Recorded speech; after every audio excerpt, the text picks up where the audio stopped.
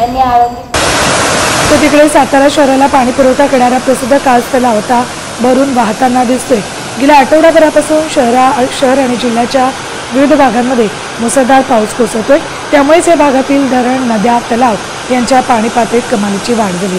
सातारा शहराला पाणी पुरवठा करणारा कास तलाव सुद्धा आता पूर्ण क्षमतेने भरलाय। त्या तलावाच्या सांडव्यावरून पाणी पडताना आता पाहायला मिळतंय, त्यामुळे आता सातारकरांचा पाण्याचा प्रश्न मिटलाय।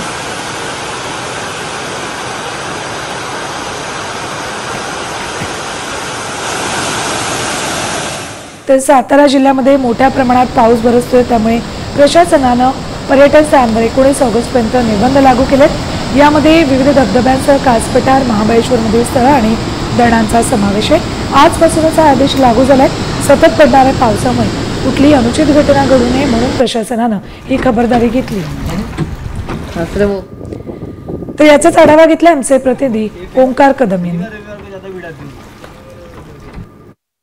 गेल्या आठवडाभरापासून सातारा जिल्ह्यामध्ये सतत मुसळधार पाऊस कोसळतोय आणि त्यामुळेच जिल्ह्याच्या जी पर्यटन स्थळं आहेत याच्यावर काही निर्बंध घालण्याचा निर्णय प्रशासनाकडून घेण्यात आलाय। या आठवड्याभरामध्ये जिल्ह्यात असणारी धरणं असतील किंवा जे घाटमाथे आहेत याच्यामध्ये काही ठिकाणी दरडी कोसळण्याचं प्रमाण वाढलं, धरणांच्या पाणी पातळीत वाढ झाली।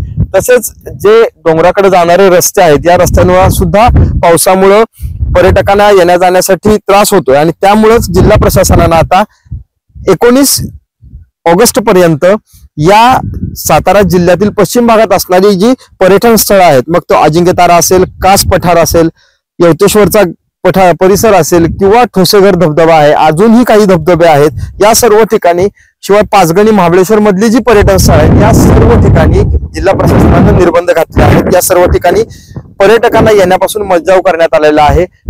धरणांच्या बाजूला किंवा धबधब्यांमध्ये पाण्यामध्ये पर्यटकांना उतरण्यापासून रोखण्यासाठी सुद्धा निर्बंध घालण्यात आलेले आहेत। ओंकार कदम,